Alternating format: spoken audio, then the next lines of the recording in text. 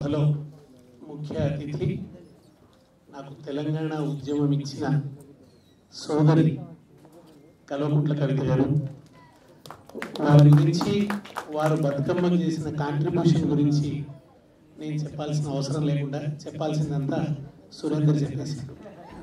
కనుక నేను ఎక్కువ జోలికి పోకుండా సభలో ఉన్న ఆత్మీయులు గౌరీశంకర్ గారు, శ్రీధర్ గారు, కాంచనపల్లి గారు, మానుకోట ప్రసాద్, వేణుగోపాల స్వామి గారు, పూర్ణ, మల్లిక్, ఇంకా అందరికీ సభలో ఉన్న సురేందర్, ముఖ్యంగా మా సందీప్, మిగతా మిత్రులందరికీ కూడా, వేదిక ముందున్న మీ అందరికీ కూడా నమస్కారం. ఒక భూస్వామ్య సంక్లిష్ట సమాజంలో, ఒక రాచరికపు సమాజంలో ప్రజల ప్రాథమిక హక్కులు కూడా లభించినటువంటి దశలో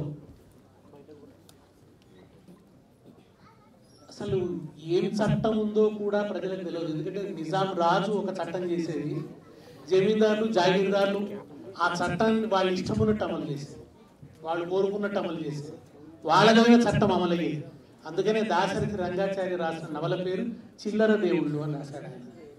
ఈ చిన్న చిన్న ఈ జమీందారులు వీళ్ళందరి గురించి చిల్లర దేవుళ్ళు అని రాశారు ఆ భూస్వామి. అటువంటి ఒక దశలో ఒక చిచ్చర పిడుగై తలెత్తిన వాడు మహాకవి దాశరథి కృష్ణమాచార్య. ఇంతకుముందు వేణుగోపాల స్వామి గారు చెప్పినట్టు 1901 నుంచి తెలంగాణలో ఒక సాంస్కృతిక పునరుజ్జీవనం మొదలైంది. ఫ్రెంచి ఉద్యమ ప్రభావం వారు చెప్పారు కదా, స్వేచ్ఛ, సమానత్వం, సౌభ్రాతృత్వం అనే భావనలు ప్రపంచమంతా విస్తరిస్తున్న దశలో అది భారతదేశం మీద కూడా ప్రభావం చూపించింది. మరోవైపు జాతీయోద్యమం, భారతదేశంలో జరుగుతున్నటువంటి జాతీయోద్యమం, వీటన్నిటి ప్రభావంతో తెలంగాణలో ఒక నూతన సంచలనం ప్రారంభమైంది. తమ భాషలో తాము మాట్లాడుకోవాలి, స్వస్థాన వేష భాషాభిమానంలో అన్నాడు సురవరం ప్రతాపరెడ్డి. తమ స్థలం మీద అభిమానం, వేషం మీద అభిమానం, భాష మీద అభిమానం.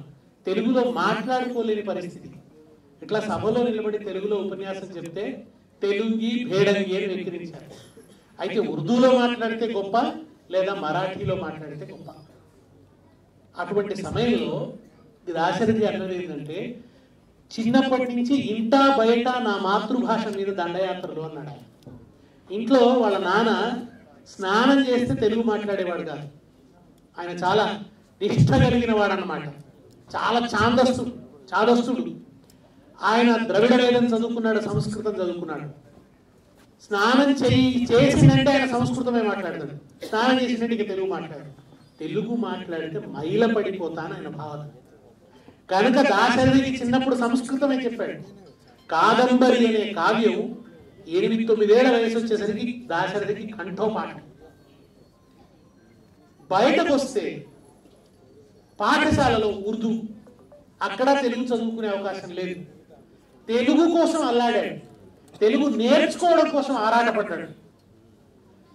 అక్కడ కూడా ఆ ఉర్దూ పాఠశాలలో జక్కీ సాబ్ అనే ఒక టీచర్ ఒక కవిత చెప్పాడు. ఆయన అది మహాకవి ఇక్బాల్ రాసిన కవిత. ఇక్బాల్ ఎవరో మీ అందరికీ తెలుసు. సారే జహా సే అచ్చా హిందూస్తా హమారా, हमारा सारे जहां से अच्छा, हम बुलबुले हैं इसकी, ये गुलसिता हमारा हमारा सारे जहां से अच्छा. ఈ పాట రాసిన ఇక్బాల్, అల్లామా ఇక్బాల్. ఆ తర్వాత ఆయన పాకిస్తాన్ వెళ్ళిపోయాడు. ఆయన జిత్ కేత్ సే దహక్కా కో మయస్సర్ నహీ రోజీ, ఉస్ ఖేత్ కే హర్ ఖాషయో గంధం కో జలాదో అని ఒక కవిత రాశాడు. ఏ పొలము నిరుపేదకీయదో తిండి, ఏ పొలము నిరుపేదకీయదో తిండి, ఆ పొలమున గల పంటను కాల్చేయండి అన్నాడు. ఒక పొలం ధాన్యం పండిందంటే అది నిరుపేదకు తిండిని ఇవ్వాలి, తిండిని మనకు కూడా అది పనికిరానిది అని అన్నాడు, అక్కర్రానిది అన్నాడు. అది దాశరథి మనసులో పడ్డది చిన్నప్పుడు. అది చాలా చిన్నగా ఉన్నప్పుడు. బడిలో నిజాం రాజు మీద ప్రార్థన చదవాలంటే చదవలే దాశరథి. నేను చదవాలన్నాడు. 4వ తరగతి చదువుతున్న దాశరథి ప్రార్థన చదవకుంటే కొట్టినా చదవలేదు. హెడ్ మాస్టర్ కొట్టినా చదవలేదు. ఆ జక్కీ సాబ్ చెప్పిన అల్లామా ఇక్బాల్ కవిత. తర్వాత కేశవార్య శాస్త్రి అని ఒక ఉపనిషత్తులు బాగా చదువుకున్న ఒక ఆర్య సామాజికుడు ఉన్నాడు. ఆర్య సమాజం ఏం చేసిందంటే వేదాలు బ్రాహ్మణులు మాత్రమే కాదు అన్ని కులాల వాళ్ళు నేర్చుకోవచ్చు అని స్వామి దయానంద సరస్వతి శూద్రులకు అంటరాని వారికి కూడా వేదాలను నేర్పించాడు. ఆర్య సమాజం ఇప్పటికీ ఆ పని చేస్తుంది. అందులో ఆయన శూద్రుడైన అతను వేదాలు నేర్చుకున్నాడు. కేశవార్య శాస్త్రి ఆయన పేరు. ఆయన ఉపనిషత్తుల గురించి దాశరథికి చెప్తూ అగ్ని వాగ్భూత్వ ముఖం ప్రావిశత్ అని చెప్పాడు. అగ్ని వాక్కు రూపంలో ముఖంలోకి వెళ్ళాడు, దేవుని ముఖంలో ప్రవేశించాడు అని. అంటే చిన్నపిల్లవాడైన దాశరథి అగ్ని లోపలికి పోతే మన నోరు కాలదా అంటాడు. అంటే ఆయన చెప్పాడట అగ్ని వాక్కు రూపంలో వెళ్ళాడు. వాక్కు రూపంలో లోపలికి వెళ్ళేందుక కాలదు, పైగా లోపలున్న అజ్ఞానాన్ని ఆ అగ్ని కాల్చేస్తుంది అని చెప్పాడు. అది చిన్నప్పుడు దాశరథి మనసులో పడ్డ అగ్ని బీజం అదే తర్వాత అగ్ని ధారగా మారింది. ఆయన చిన్నగూడూరు దొరకు వ్యతిరేకంగా తిరగబడ్డాడు. గారు ఆ ప్రాంతంలో కోయవాళ్లను సన్నద్ధం చేసి కోయల మధ్య పనిచేశాడు. ఆ కోయలను చైతన్యవంతం చేసి మలేరియాకు క్వినైన్ మందు, మధ్యయుగాల నిజాం పాలనకు తిరుగుబాటే మందు అని చెప్పాడు. వాళ్ళకి మలేరియా వస్తే ఏం మందు వేసుకోవాలో తెలియదు. అది చెప్పడానికి మలేరియాకు క్వినైన్ మందు, మధ్యయుగాల నిజాం పరిపాలనకు తిరుగుబాటే మందు అని చెప్పుకుంటూ మలేరియా మందు పంచేవాళ్ళు. అట్లా వాళ్ళను సన్నద్ధం చేస్తే చినగూడూరు దొర ఆయనను హత్య చేయాలనుకున్నాడు. హత్య చేయాలనుకోని తర్వాత పోలీసులు అరెస్ట్ చేసి నెల్లికుదురు పోలీస్ స్టేషన్ లో పెడితే తప్పించుకున్నాడు. అక్కడి నుంచి తప్పించుకుంటూ పొలాల వెంబడి పోతూ ఆ వెనుక 60-70 మంది నిజాం భటులు వెంబడిస్తున్నారు ఆయన పట్టుకోవడానికి, చంపేయాలని. ఆ పోతూ కూడా పద్యాలు చెప్పాడట. ప్రాణములొడ్డి ఘోరగహనాటములను పడగొట్టి మంచి మగానములను సృజించి ఎముకల్ నుసి చేసి భోషాణములం నవాబునకు స్వర్ణము నింపిన రైతుదే తెలంగాణము రైతుదే ముసలి నక్కకు రాచరికము దక్కునే. ఆ భూస్వామ్య సమాజంలో, ఏ ప్రాథమిక హక్కులు లేని సమాజంలో పౌర హక్కులు అంటే ఏంటో తెలియని సమయంలో రాజును పట్టుకొని ముసలి నక్కకు రాచరికము దక్కునే అని అనడానికి ఎంత ధైర్యం కావాలి, ఎంత గట్స్ ఉండాలి. పొట్టివాడు, చాలా పొట్టిగా ఉండేవాడు దాశరథి, అర్భకుడు, చాలా అనారోగ్య బాధలు పడ్డాడు ఆయన. కానీ గుండె మాత్రం ఆటం బాంబు కన్నా శక్తివంతమైంది దాశరథి గుండె. అందుకే ఆ లోయ వెంట, అడవుల వెంట పరిగెత్తుతూ ఈ మాట అన్నాడు ఆయన. ఎట్లా వచ్చింది భూమి? ఎవరో చదువు చేస్తేనే కదా. చెట్లన్నీ నరికేసి దీన్ని మాగాణంగా మార్చారు. తమ చెమటను నెత్తురును పాలిస్తే పంట పండింది. ఆ పంట నీ దగ్గరికి చేరింది, దానిలోంచి ధనం పుట్టింది, నువ్వు నవాబోయావు. ఒక్క రోజు కూడా, ఒక్క నిమిషం సేపు దుక్కి దున్నానట్టి దున్నా పోతువు నీకు దిక్కు తెలియని భూములు ఎక్కడివి అని అడిగాడు శుద్ధాల హనుమంతుడు. అట్లాగే దాశరథి కూడా ముసలి నక్కకు రాచరికము దక్కునే అన్నాడు. ఎవరిది తెలంగాణ? తెలంగాణము రైతుదే అన్నాడు. గురజాడ అప్పారావు దేశం అంటే మనుషులో అన్నాడు. దాశరథి దేశం అంటే రైతులో అన్నాడు. ఆయన రైతులదే ఈ తెలంగాణ అని చెప్పినాడు ఆయన. అంతేకాదు ఆయన అనేక రకాల హింసలు పెట్టారు. ఆయన రైల్లో పోతుంటే రజాకారులు వచ్చి మీద దాడి చేసి తల్వార్లతో కొడుతుంటే ఈయన పక్కనున్న ఒక ఆయన చేతిలో ఆంధ్రప్రభ పట్టుకొని ఉన్నాడు. పత్రికలు చదవడం కూడా అప్పుడు సమస్యే. ఆ చెయ్యి మీద కొడితే అతని చెయ్యి తెగిపోయింది. ఆ దెబ్బలన్నీ పడ్డాడు దాశరథి. జైల్లో కూడా తీసిపోయి ఆయన ఆ జైల్లో కూడా విపరీతంగా కొట్టి పడేస్తే భుజం విరిగిపోయింది, తల పగిలిపోయింది, జ్వరం వచ్చింది. జ్వరం వస్తే వైద్యుడిని రమ్మంటే వాడు అల్లాగా దవా మాంగో మై, అల్లాగా దువా మాంగో మై దవానే చేసి అన్నాడు. నేను మందిలో దువా, దేవుడి ప్రార్థన చేసుకో అన్నాడు. అప్పుడు ఆయన రాత్రి పడుకొని శివుడి మీద పద్యాలు చెప్పాడు. అద్భుతంగా ఉంటాయి పద్యాలు. మీకు ఎప్పుడన్నా ఓపిక ఉంటే అగ్నిధార తీసి చదవండి. కుడిహస్తమున శూలమెత్తెదవు, కుడిహస్తమున శూలమెత్తదవు దిక్కుల్ చూస్తాను. చాలా అద్భుతమైనటువంటి పద్యం. ఎందుకంటే ఆయన ఇవ్వాలన్నా కాస్త గుర్తు చేసుకోవాలనేటువంటి ఒక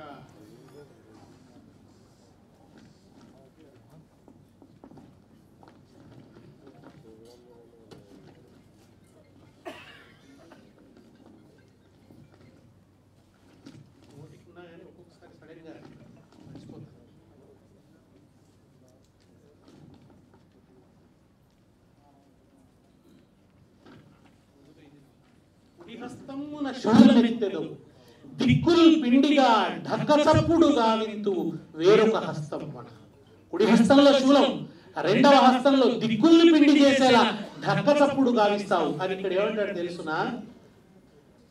దిక్కుల్ పిండిగా ఢక్క చప్పుడు గావింతు మరొక హస్తమున నిప్పుల్ గ్రక్కు నీ కంటిలో, నిప్పుల్ గ్రక్కు నీ కంటిలో పిడుగులు పిల్లలు పెట్టుకున్నవి అన్నాడు.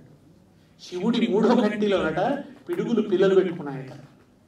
దిక్కుల్ గ్రక్కు నీ కంటిలో పిడుగులు పిల్లలు పెట్టుకున్నవి మహామేఘావళి గర్జనలు గుడుగుంచములాడుకున్నవి. ఆ మేఘావళి గర్జనలు గుడుగుంచాలాడుతున్నాయి. శిరకోకారి నీ ఢక్కలో అంటాడు ఆయన. ఢక్కలో ఆ మేఘావళి గర్జనలు గుడుగుంచాలాడుతున్నాయని ఆ రాత్రి ఆయన చెప్తే, ఆ రాత్రి పెద్ద వర్షం పడ్డదట. తెల్లారేసరికి ఆయన జ్వరం తగ్గిపోయిందట. ఇటువంటి బాధలు అనుభవించాడు ఆయన. ఇంతకుముందు మన శ్రీధర్ గారు చెప్పారు, ఆయనకు పిండిలో ఇసుక సిమెంట్ కలిపి రొట్టెలు పెట్టారు కావాలని. అది తిని ఆయన జీర్ణాశయం చెడిపోయి జీవితం అంతా ఆ బాధ పడ్డాడు ఆయన. అక్కడ కూర్చొని తెలంగాణ తల్లిని తలపోశాడు. నాకు బాగా చిన్నప్పటి దాశరథి ఎందుకు ఇష్టం అంటే, మా మంజీరా నది మీద ఎవరి గజ్జల రవళివే నీవు మంజీరా, ఎవరి గజ్జల బాష్పధారవే నీవు మంజీరా. ఎంత అందంగా అన్నాడు ఆ నది గురించి. ఎవరి గజ్జల రవళివే నువ్వు ఎవరి గజ్జల రవళివమ్మా, ఎవరి గజ్జల బాష్పధారవే, ఏ కాటుక కంటి కన్నీటి ధారవమ్మా, ఎవరి గజ్జల బాష్పధారవే నీవు మంజీర. నీవు దూకిన మాల మాకు విద్యున్మాల, నీవు పాకిన పథము మాకు చైత్ర రథము, నీవు పారిన జాడలో ఇక్షుదండాలు, నీవు జారిన దారిలో అమృత భాండాలు అన్నాడు. నువ్వు పారినంత మేర ఇక్షుదండాలు, నిజామాబాద్ మెదకంతా ఆ మంజీరా నది పారినంత మేర చెరుకు తోటలు, నువ్వు పారిన దారిలో ఇక్షుదండాలు, నువ్వు జారిన జాడలో అమృత భాండాలు అన్నాడు ఆయన. ఆయన తెలంగాణ తల్లిని తలపోసాడు ఆయన జైల్లో. ఇంతకుముందు శ్రీధర్ గారు చెప్పారు కదా, పొద్దున లేచి రాసేవాడు, తీగలను తెంపి అగ్నిలో దింపినావు నా తెలంగాణ కోటి రత్నాల వీణ, లేదా మా నిజాము రాజు జన్మ జన్మాల బూజు అని రాశాడు. అట్లా రాస్తే ఊరుకుంటారా? వాళ్ళు వచ్చి ఈ రాసింది దాశరథి కాదు వట్టికోట ఆళ్వార్ స్వామి అనుకుని ఆయన తీసుకొని పోయేవాడట. ఆయన విపరీతం కొట్టేవాడట. కొడితే ఒక్కనాడు కూడా ఆళ్వార్ స్వామి రాసింది నేను కాదు దాశరథి అని చెప్పలేదట. చెప్పకపోగా బయటకు వచ్చి దాశరథి మీద చేయి వేసి, ఏం పద్యం రాసినవురా, ఎంత గొప్పగా ఉందిరా పద్యం, వాడు రోజు కొట్టిందానికంటే రెండు ఎక్కువ కొట్టిండ్రా, కానీ బ్రహ్మాండంగా ఉంది నీ పద్యం అని ఆ పద్యాలు చదువుకునేవాడు.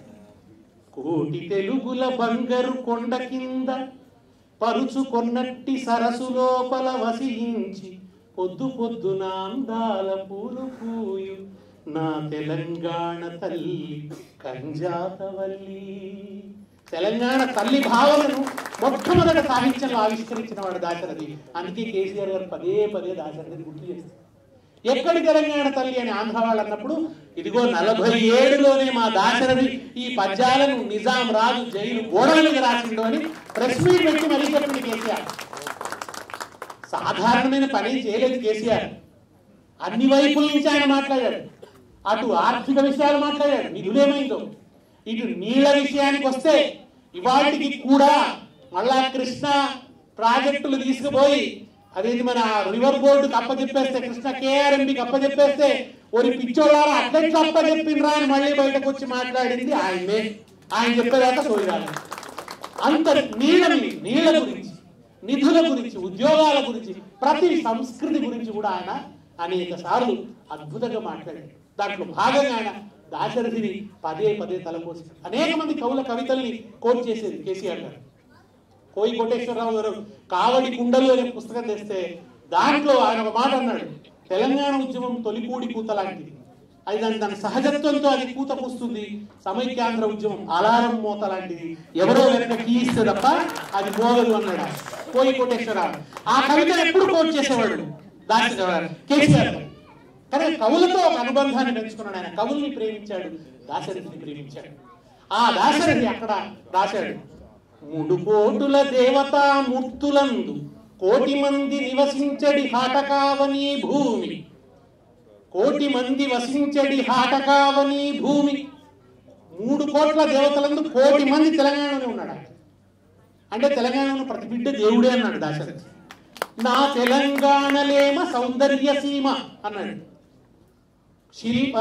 ఎల్లోరా గుహలందున పల్లవించి, ఔరంగాబాద్ కూడా అప్పుడు మన హైదరాబాద్ రాష్ట్రంలో భాగం.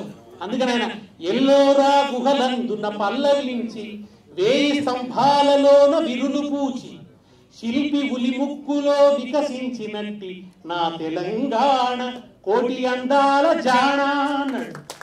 ఆ శిల్పి ఉలి ముక్కులో వికసించిన కోటి అందాల జాణ నా తెలంగాణ అన్నాడు. అందుకనే తెలంగాణ తల్లిని కూడా ఆ 1000 స్తంభాల గుడి విగ్రహాల్లోని విగ్రహం వల్ల పెట్టే మనం పట్టే వెళ్ళలే. ఎందుకు ఆయనకు వడ్డాయనం పెట్టాం? వడ్డాయనం ఉంటుందా అన్నారు కొంతమంది. బతుకమ్మ పాటలో ఉంది, ఏమనుంది? ఘనమైన పొన్న పువ్వే గౌరమ్మ, గజ్జల ఒడ్డాణమే గౌరమ్మ. మా తెలంగాణ తల్లులు బతుకమ్మ పాట పాడుకుంటే కూడా అలా ఒడ్డాణం ఉంది. తెలంగాణ తల్లికి ఒడ్డాణం ఉంటే తప్పేందు, కానీ ఒడ్డాణం ఉండద్దు అన్నారు. సరే, వాళ్ళ విజ్ఞత, వాళ్ళ ఇష్టం. అయితే అట్లా తెలంగాణ తల్లిని ఆయన ఆవిష్కరించాడు. మూగవోయిన కోటి తమ్ముల గళాల పాట పలికించి కవితా జవమ్ము గూర్చి, నా కళానకు బలమిచ్చి నడిపినట్టి నా తెలంగాణ కోటి రత్నాల వీణ అని రాశాడు.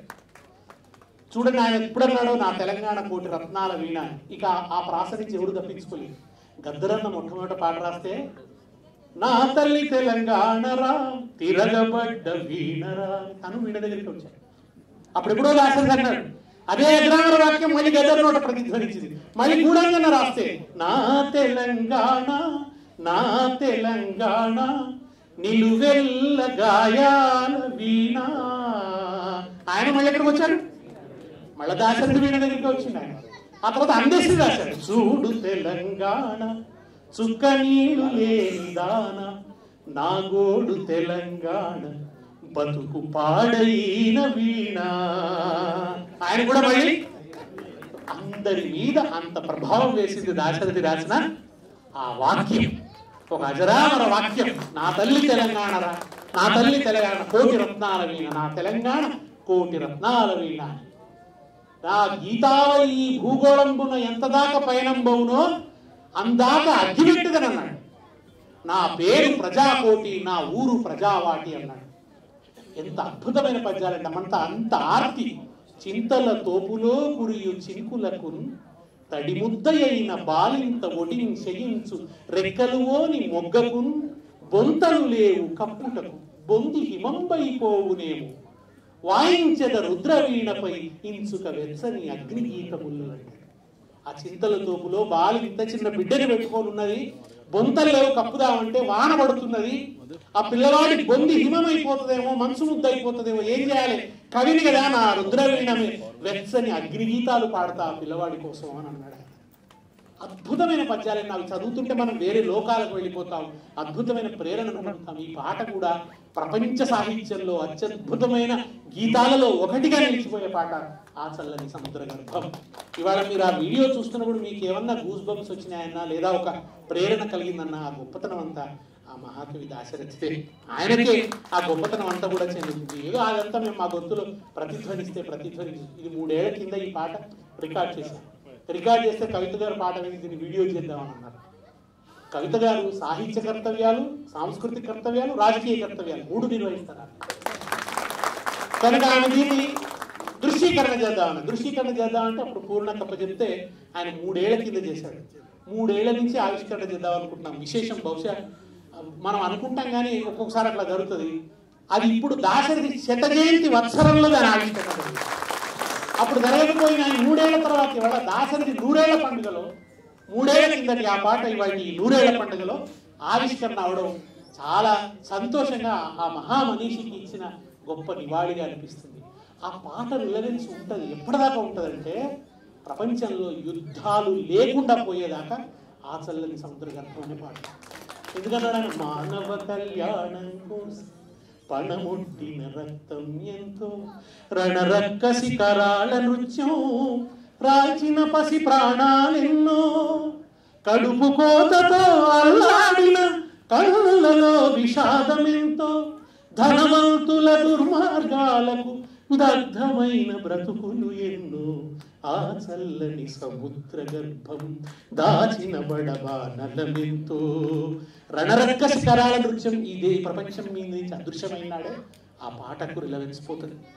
అది మాత్రం ఆయన రెండో ప్రపంచ యుద్ధ భీభత్సాన్ని చూశాడు కనుక ఆ మాట రాసినాడు. ఆయన విరుద్ధ శక్తుల ఘర్షణలోంచి చరిత్ర పుట్టిందని శ్రీశ్రీ అంటే ఆయన అదే చెప్పాడు.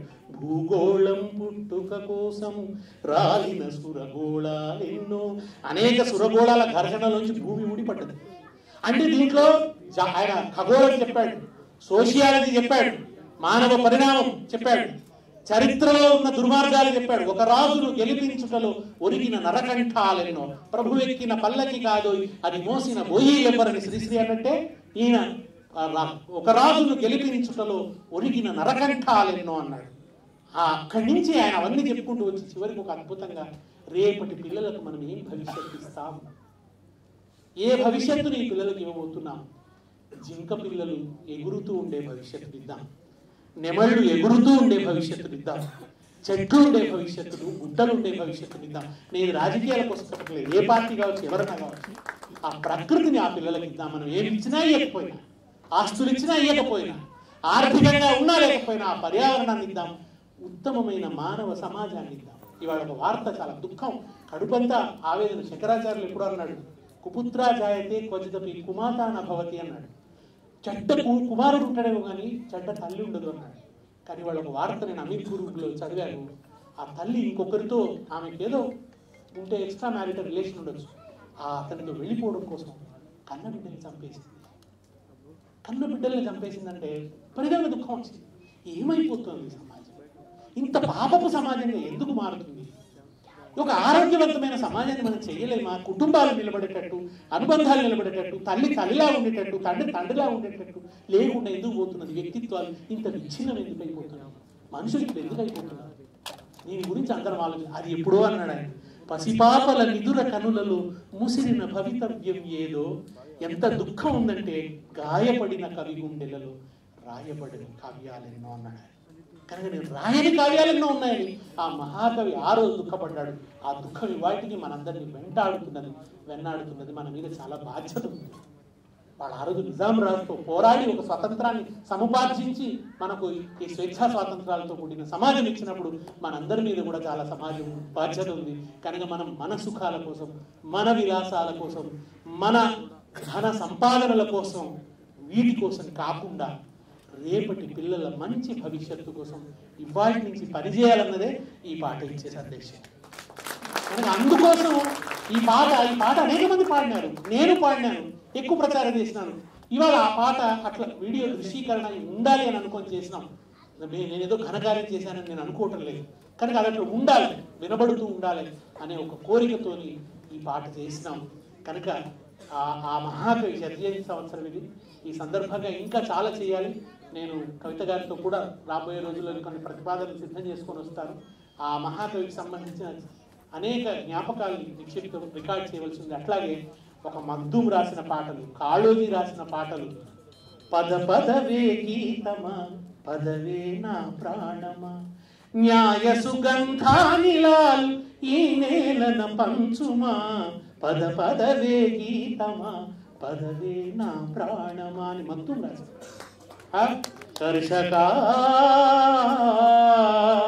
కర్షక నీ కర్రు కదిలినన్నాడే, గాయకుని గానాలు, వాదకుని వాద్యాలు, కవిరాజు కావ్యాలు, కందర్పు కయ్యాలు,